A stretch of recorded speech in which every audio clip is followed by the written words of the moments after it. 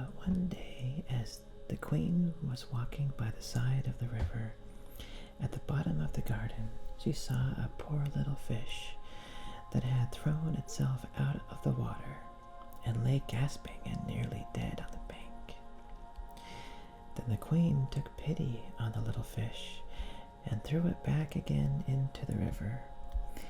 And before it swam away, it lifted its head out of the water and said, "I know what your wish is, and it shall be fulfilled. In return for your kindness to me, you will soon have a daughter." What the little fish had foretold soon came to pass, and the queen had a little girl, so very beautiful that the king could not cease looking on it for joy, and said he would hold a great feast and make her merry, and show the child to all of the land. So he asked his kinsmen and nobles and friends and neighbors. But the queen said, "I will have the fairies also, that they may be kind and good to our little daughter." Now there were 13 fairies in the kingdom, but as the king and queen had only 12 golden dishes for them to eat out of, they were forced to leave one of the fairies without asking her. So 12 fairies came, each with a high red cap on her head and red shoes with high heels on her feet and a long white wand in her hand. And after the feast was over, they gathered round in a ring and gave all their best gifts to the little princess. One gave her goodness, another beauty, another riches, and so on until she had all that was good in the world. Just as 11 of them had done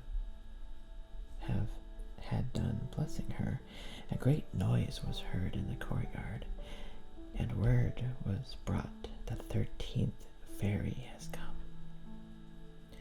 with a black cap on her head and black shoes on her feet and a broomstick in her hand.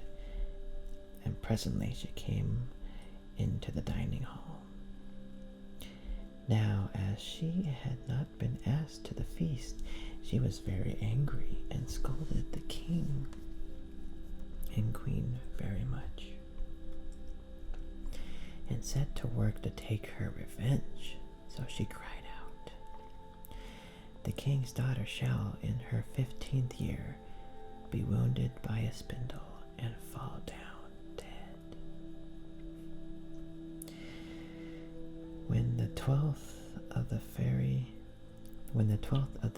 fairies who had not yet given her gift came forward and said that the evil wish must be fulfilled, but that she could soften its mischief.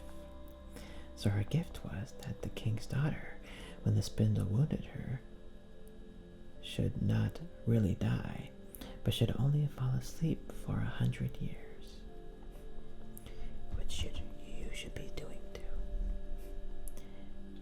Just tonight, now for 100 years. However, the king hoped still to save his dear child together from the threatened evil. So he ordered all of the spindles in the kingdom should be brought up and burnt. But all the gifts of the first 11 fairies were in the meantime fulfilled, for the princess was so beautiful and well behaved and good and wise that everyone who knew her loved her. It happened that on the very day she was 15 years old, the king and the queen were not home, and she was left alone in the palace. So she roved around by herself and looked at all the rooms and chambers, till at last she came to an old tower, to which there was a narrow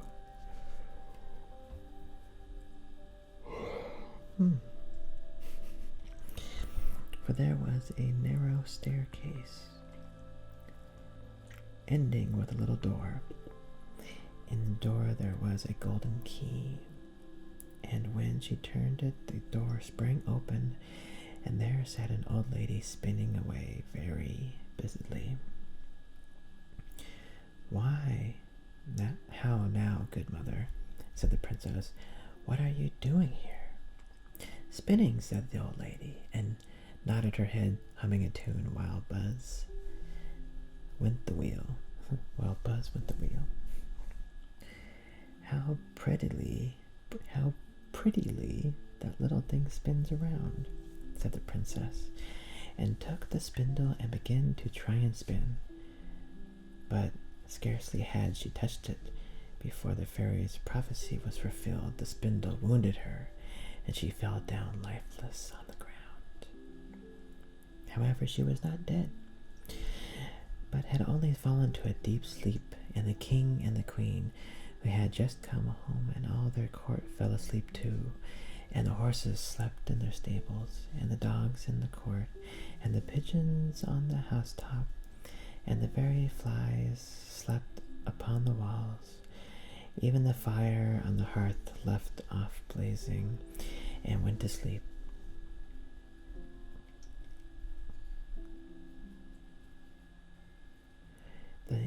And the butler, who was slyly tasting the ale, fell asleep with a jug at his lips, and thus everything stood still and slept soundly.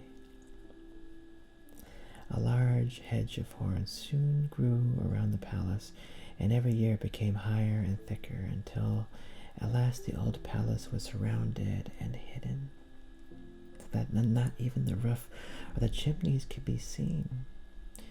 But there went a report through all the land of the beautiful sleeping Briar Rose, for so the king's daughter was called, so that from time to time several king's sons came and tried to break through the thicket into the palace. This, however, none of them could ever do, for the thorns and bushes laid hold of them, as it were with hands, and there they stuck fast and died wretchedly. After many, many years, there came a king's son into the land, and an old man told him the story of the thicket of thorns, and how a beautiful palace stood beneath it, and how a wonderful princess called Briar Rose lay in it asleep with all her court. He told, too, how he had heard from his grandfather that many, many princes had come and had tried to break through the thicket, but that they all had stuck fast in it and died. Then the young prince said, "This shall not frighten me. I will go and see this Briar Rose." The old man tried to hinder him, but he was bent on going. Now that very day the 100 years were ended, and the prince came to the thicket and saw nothing but beautiful flowering shrubs. Through he went with ease, and they shut in after him as thick as ever. Then he came at last to the palace, and there in the court lay the dogs asleep, and the horses were standing in the stables, and on the roof sat the pigeons fast asleep, with their heads under their wings. And when he came to the palace, the flies were still sleeping on the walls. The butler had the jug of ale at his lips, and the cook in the kitchen was still holding up her hand as if she was going to cook something. Then he went on still farther, and all was still, that he could hear every breath, until at last he came to the old tower and opened the door of the little room which Briar Rose was. And there she lay fast asleep on a couch by the window. She looked so beautiful that he could not take his eyes off her, so he stopped down and gave her a kiss. But the moment he kissed her, she opened her eyes and woke, and smiled upon them, and they went out together. And soon the king and queen also awoke, and all the court gazed on each other with great wonder, and the horses shook themselves, and the dogs jumped up and barked. The pigeons took their heads from under their wings and looked out and flew into the fields, and the flies on the walls buzzed again, and the fire in the kitchen blazed up. And then the prince and the briar rose were married, and the wedding feast was given, and they lived happily ever after, all their lives long.